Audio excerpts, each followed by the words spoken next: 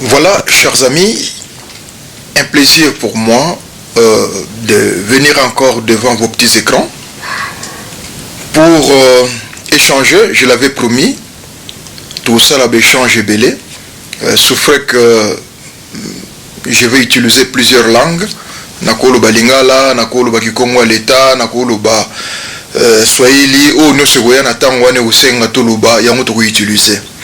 Donc ça a toujours esengo mingi ponanga personnellement kuya komeka kosolana bino kotia bino ka makele na matoite mais to meka kolobela makamo susu.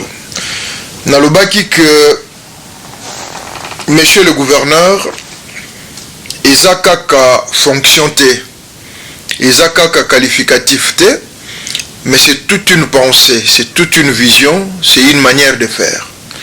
Cela ne dit pas que je vais me concurrencer au gouverneur en place ou dire que le gouverneur autour bango ba mabe bata ben incompétent, loin de là. Tout ça là au clair. Au contraire, moi ndambo na ko lobela n'a pas joué à monsieur le gouverneur et qu'on servir des idées.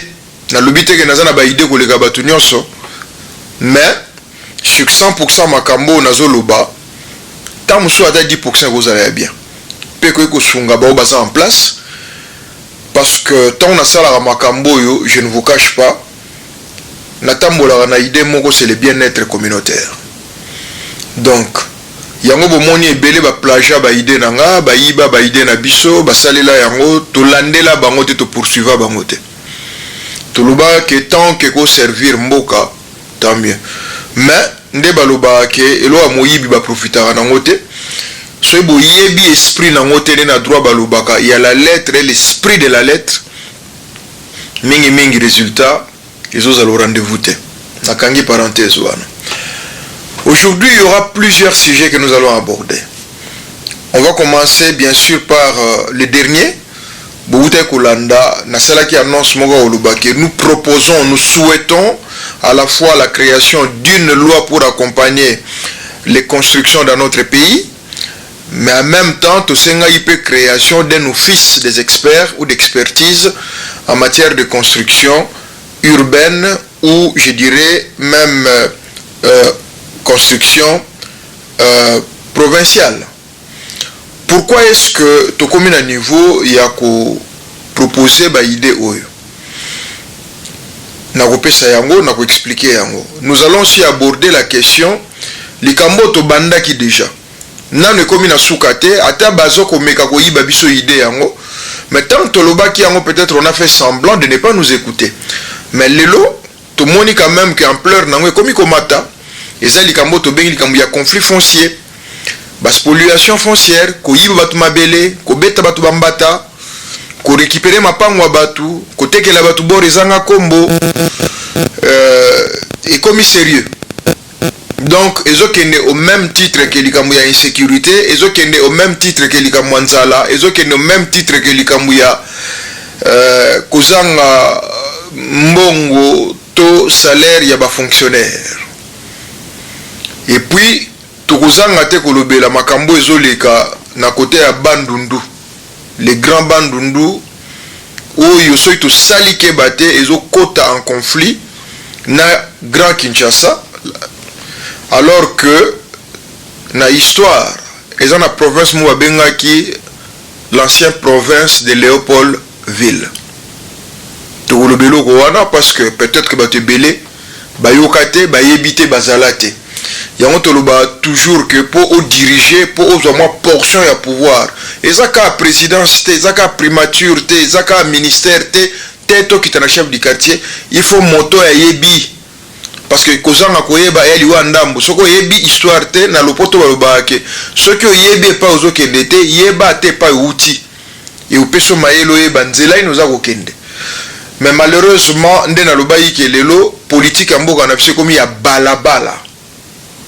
Car la politique est à la chambre. Les lots ezali sous même pas dans salon parce que si de maki on a salon, les lots politiques est comme na balabala, c'est-à-dire que kobeta libaku na zelo chance lo pamba. Et malheureusement et hélas, to condamné te to kendeka ndengo wana malgré ça contre le Congo nde baloba ngo mais certains le disent que ça modèle ya mboka na biso mawatro na bandi na sujet na nga ya liboso.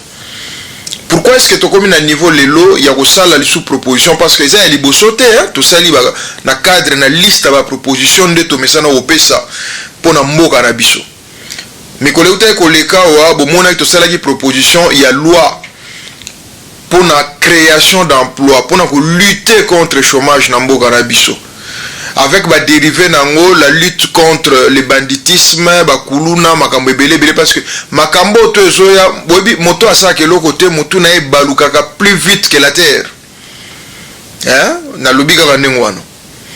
Donc à notre grand regret na lelo na moni député mon côté na moni parlementaire mon côté ata ya koyiba ayiba ata ya contacter parce que Augustin ça nous intéresse. J'ai vu un groupe de jeunes congolais na bossa association na bango, ce sont eux qui nous avaient contactés parce qu'ils étaient intéressés.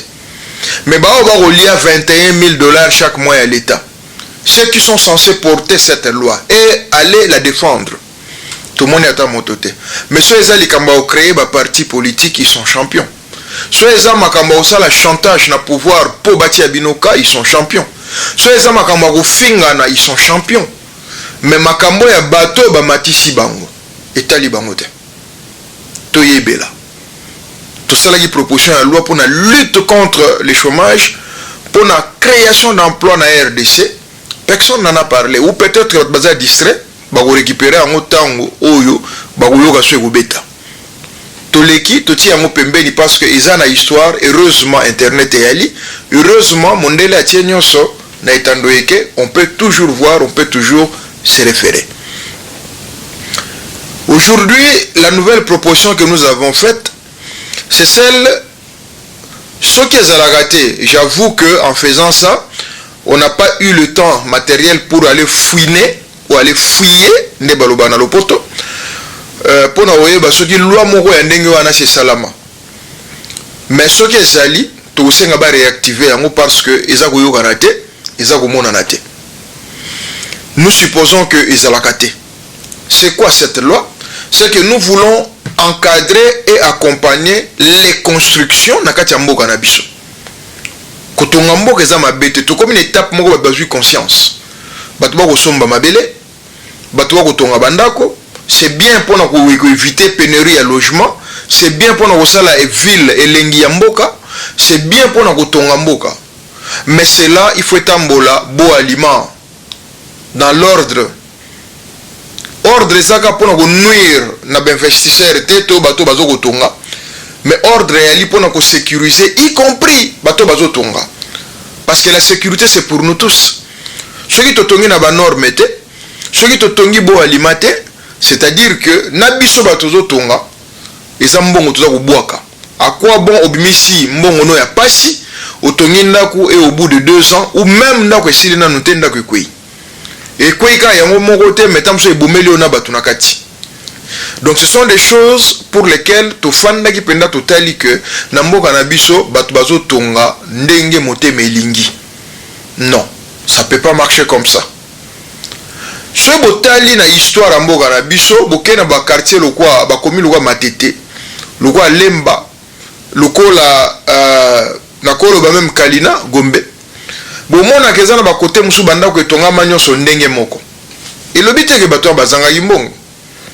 C'était une loi, c'était un règlement que awa mabele oyo pona kotonga esengeli tonga na ba condition oyo. Et ko kotonga na ndenge oyo bino bolingeli yango te. Parce qu'il faut respecter aussi la nature. C'est très important. Donc yango to mona qu'il faut aussi la mobeko moko d'abord au niveau national, mobeko likonzi oyo eko réglementer eko loba ndenge ni nesengeli na biso kotonga mboka na biso pona baibali kotonga. Balobi te ke bon nuire bato baza kotonga. Non. Mais kotia règlement bato bayeba batonga ka ndenge nini ni nesengeli na biso kotosa ni nesengeli na biso ko prendre en compte avant ya kotonga au lieu ya kotonga nde motema elingi ndenge na lotaki nde nazwaki vision.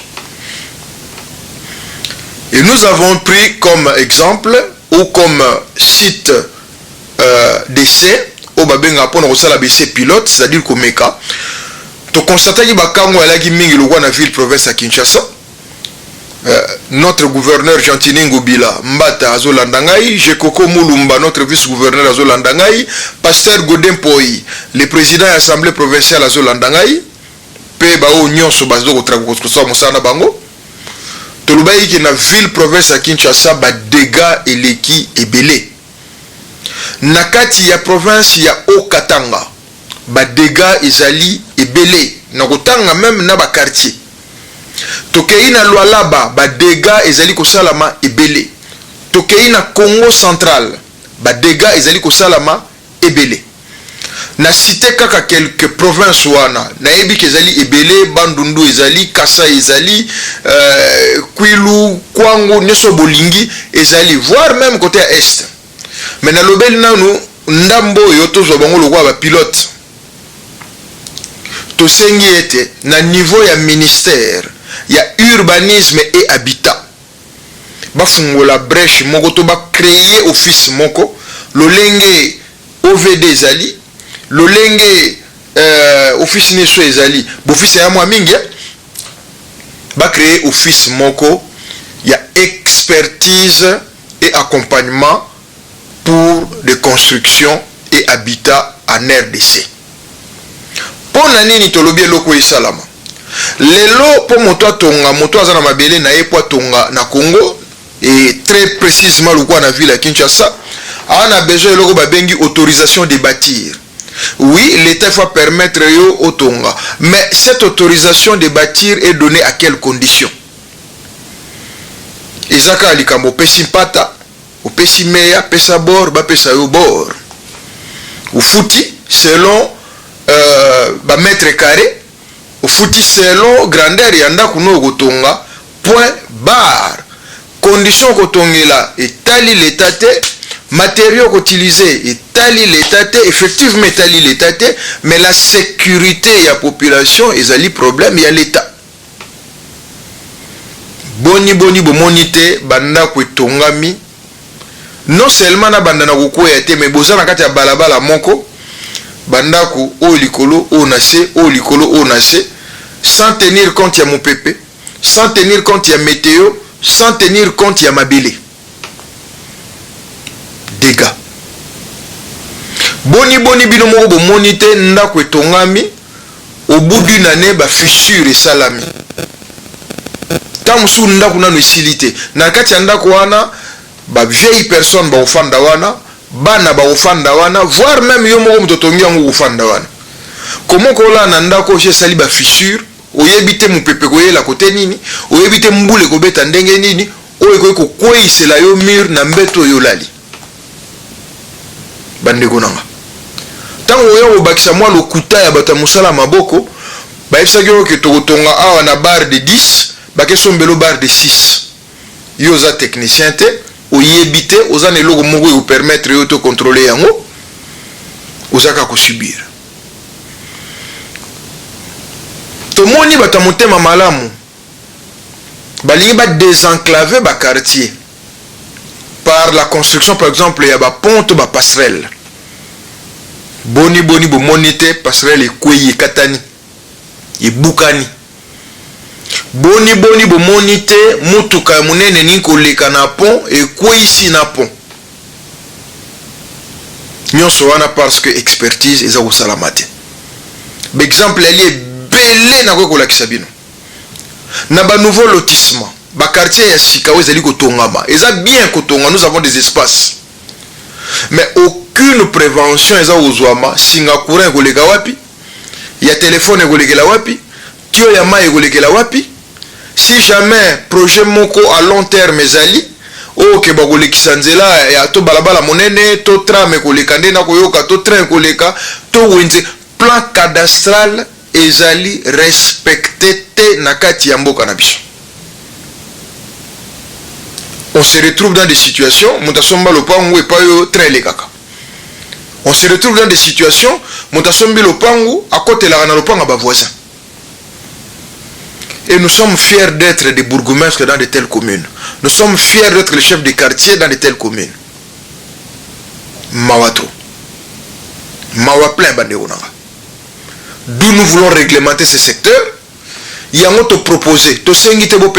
Non, nous proposons à notre État, l'État congolais. Tata ministre, il y a urbanisme et habitat. L'autre fois, j'ai vu, à l'époque, c'était encore le ministre Pius Mwabiulu, qui est descendu au Kanga chantier. Parce que ces chantiers mettaient en danger la population, l'environnement. Nous demandons au ministre des tutelles, Lelo, encore une fois de plus, pour l'amour du ciel, Kanissa ou créer structure ouana. Aux on a besoin de nommer Bissoté.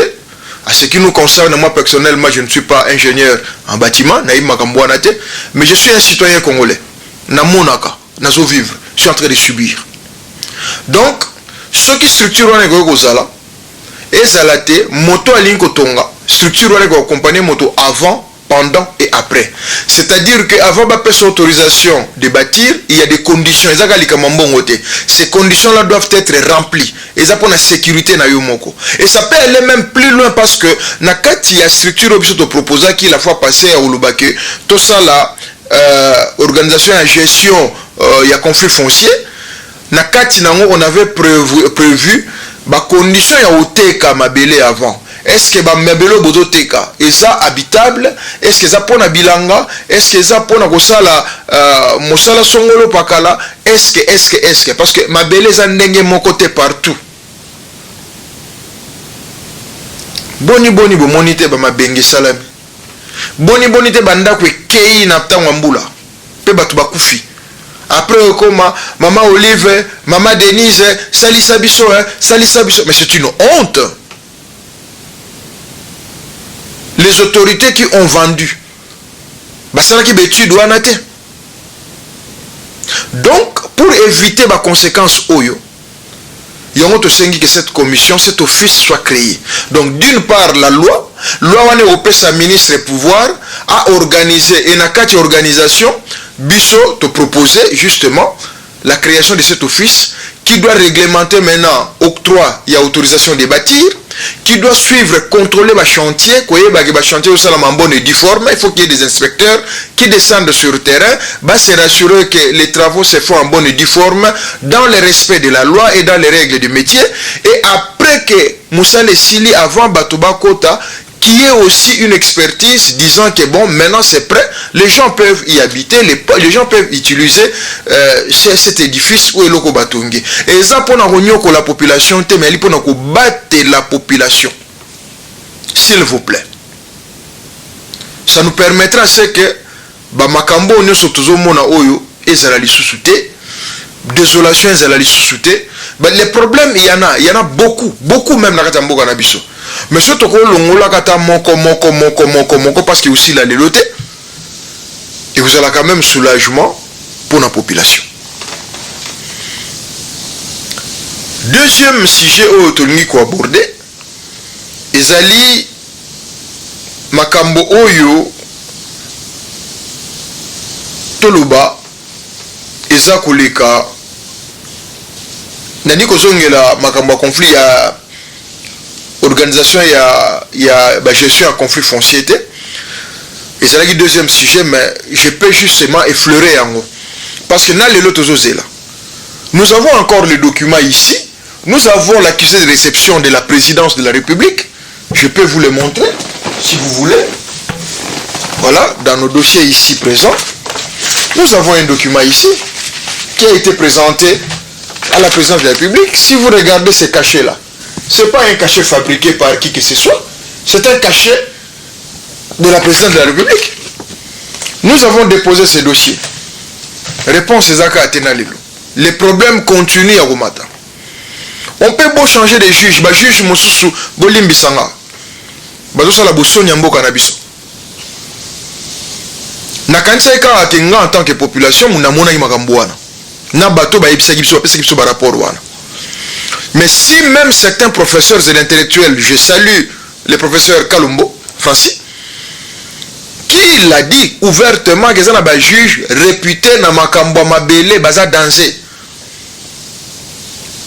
Pas en bien, Mais bayebi bango ke donc bango komona bango katakata bandeko nanga tozalaka même bato quand on nous donne des postes d'état tozana mitema ya ko se comporter comme les vrais hommes d'état, des hommes avec cœur. Mettons-nous à la place des autres, nous sommes au service de la cité.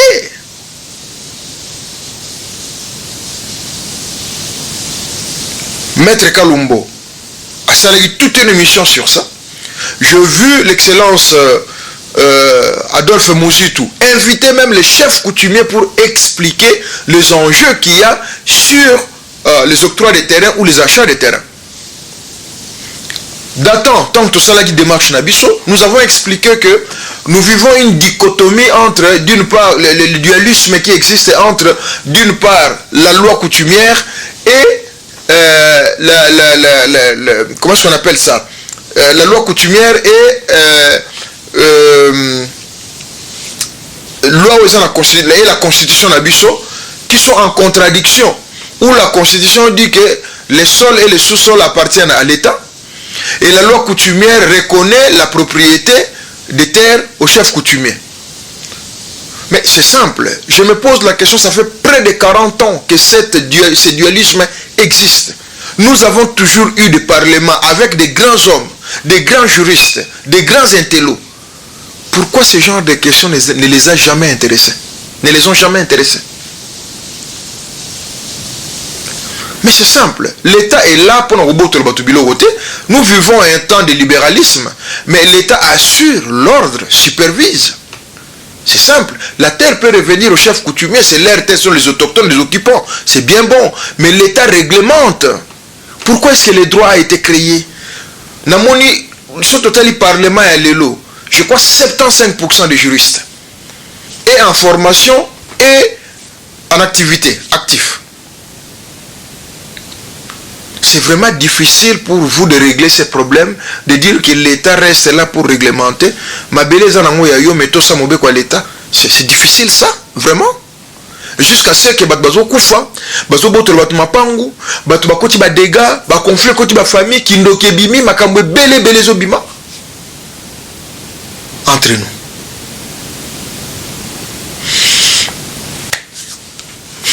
Natiki le plus important. Na continuer parce que nous sommes utiles.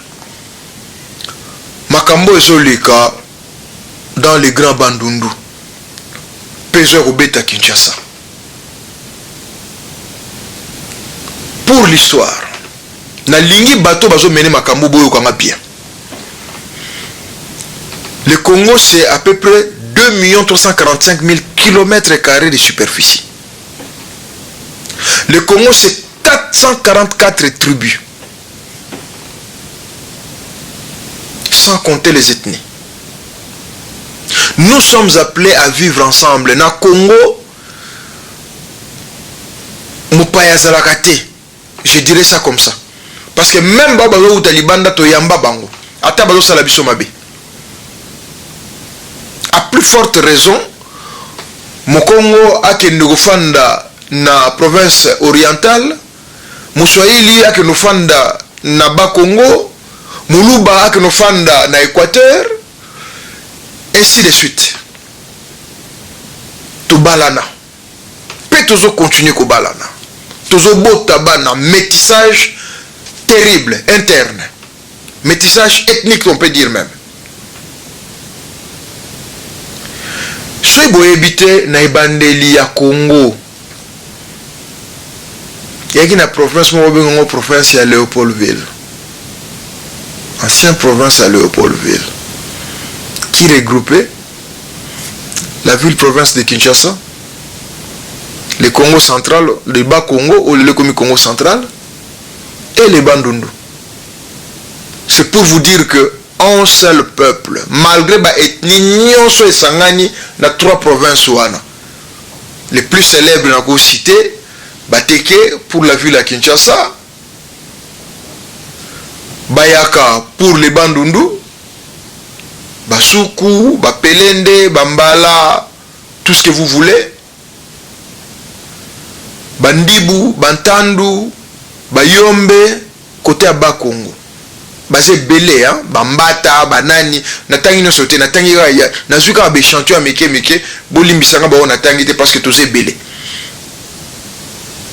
Depuis quand to simba machette na bandundu ba simba machette pona okende bilanga na bandundu ba pelisaka moto pona kotumba zamba en vue ya ko lona makambo ya yo mekatuka na wapi nani mepesa ben ndinga nani melonga benu nde il faut benu baga machette na ko s'entretuer entre ben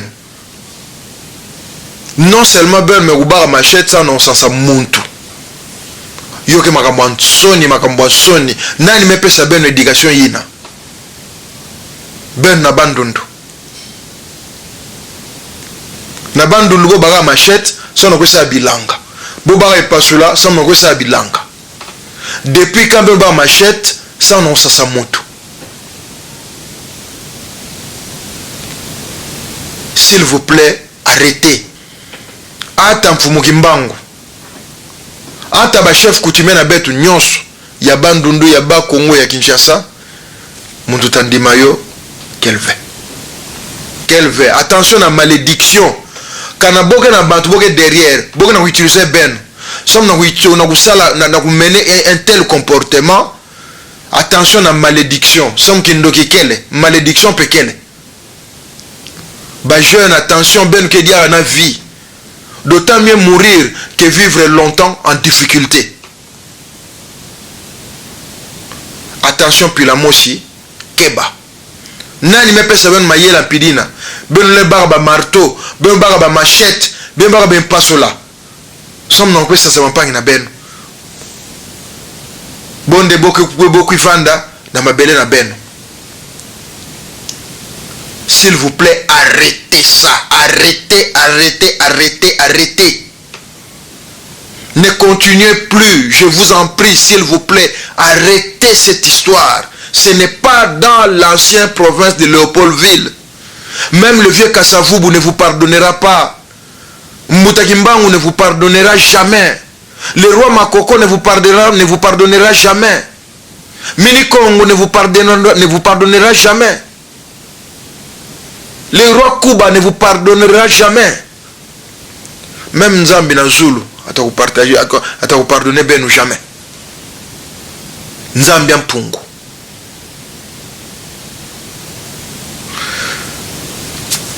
Je pouvais être long.